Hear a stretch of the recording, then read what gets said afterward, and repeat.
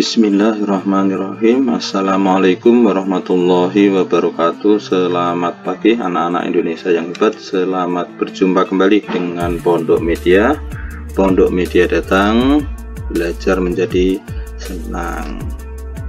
Anak-anak, baiklah kita berdoa dulu ya sebelum pelajaran kita mulai, agar dalam belajar nanti kita diberi kemudahan, diberi ilmu yang bermanfaat menurut agama dan kepercayaannya masing-masing. Berdoa dipersilakan.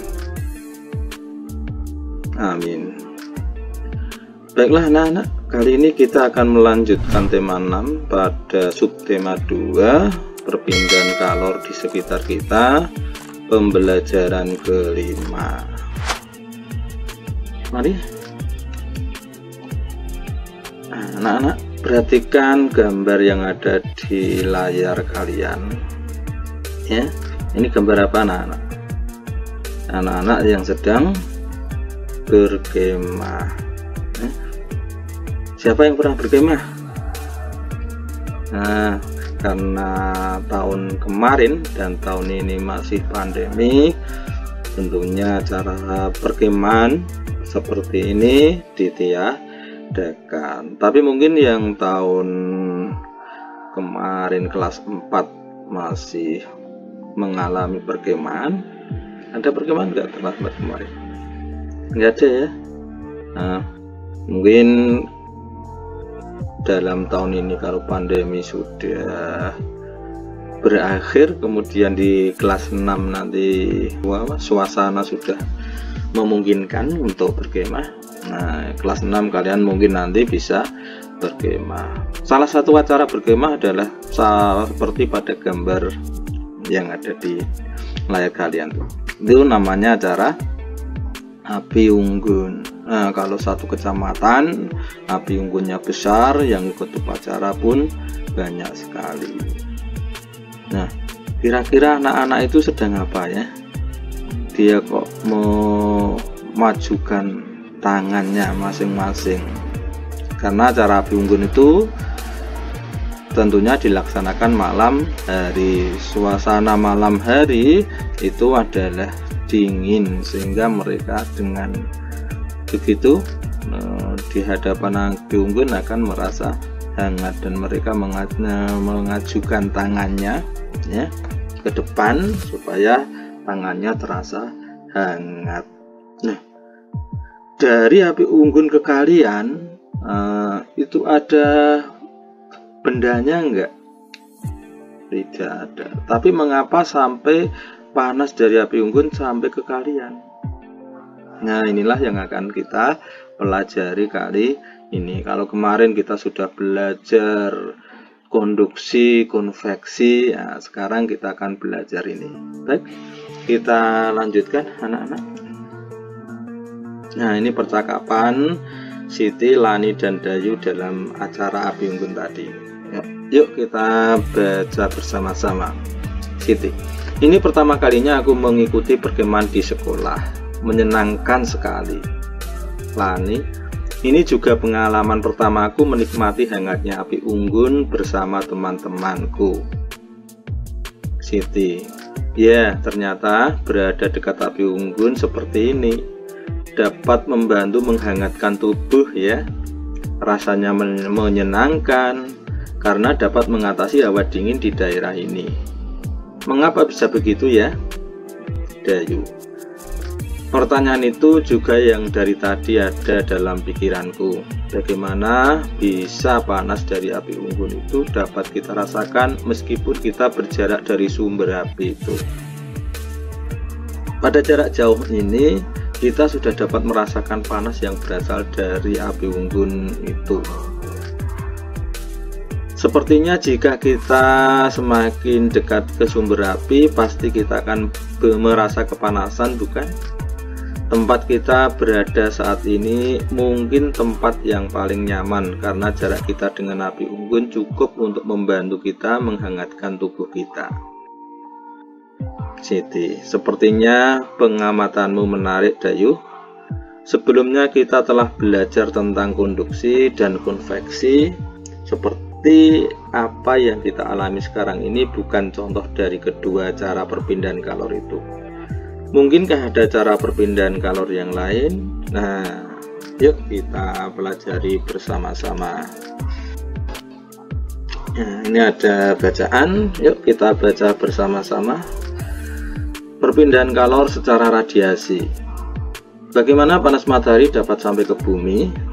Kalor dari panas matahari tidak dapat berpindah secara konduksi karena udara yang terdapat dalam atmosfer termasuk konduktor yang paling buruk.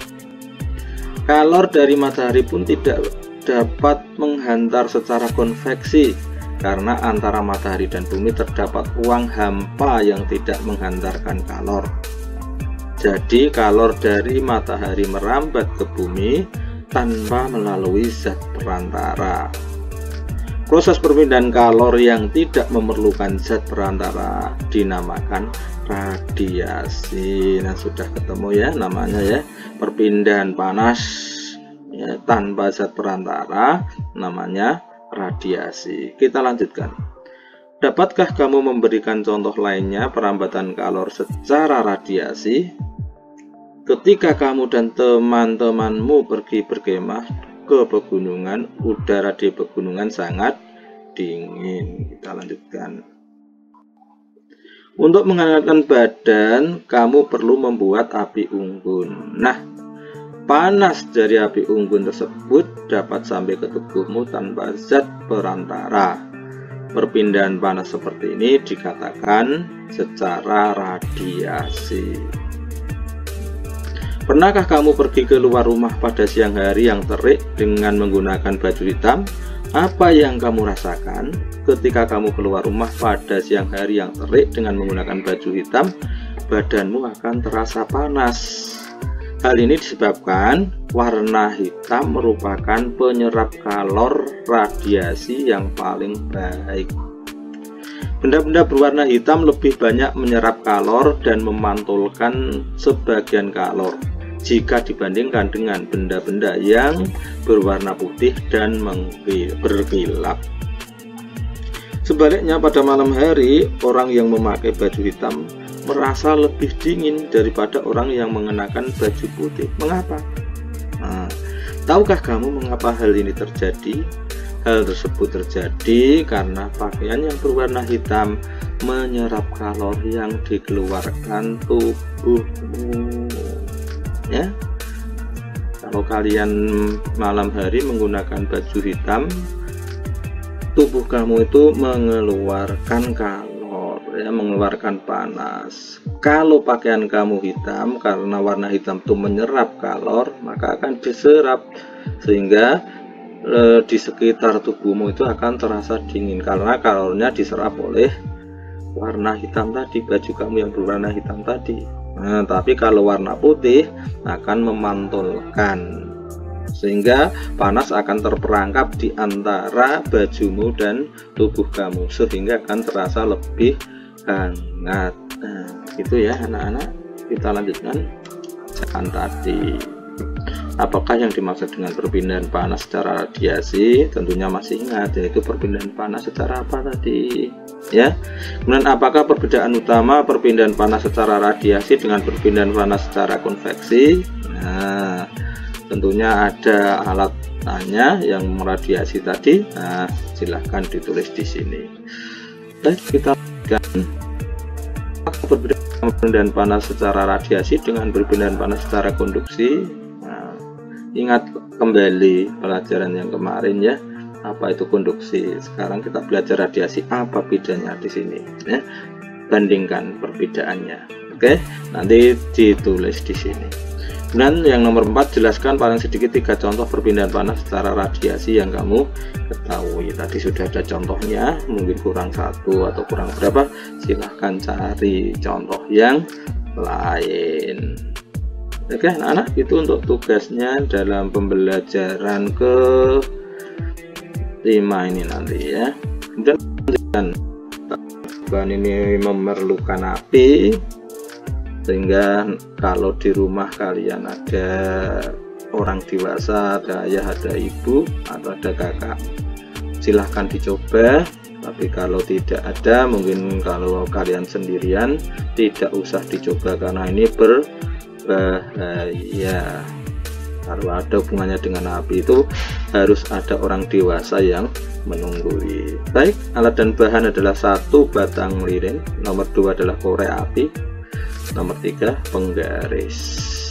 Cara kerjanya, nyalakan lilin dengan menggunakan korek api yang telah disiapkan. Api pada jarak 2 cm. Gunakan penggaris untuk mengukur. Kemudian catat apa yang kamu rasakan. Merasakan panas tidak? Nah, kemudian dipindah tanganmu dengan jarak 4 cm dengan menggunakan penggaris. Catatlah apa yang kamu rasakan. Kemudian yang keempat, pindahkan dengan jarak 8 cm dari api. Nah, kemudian catat juga apa yang kamu rasakan.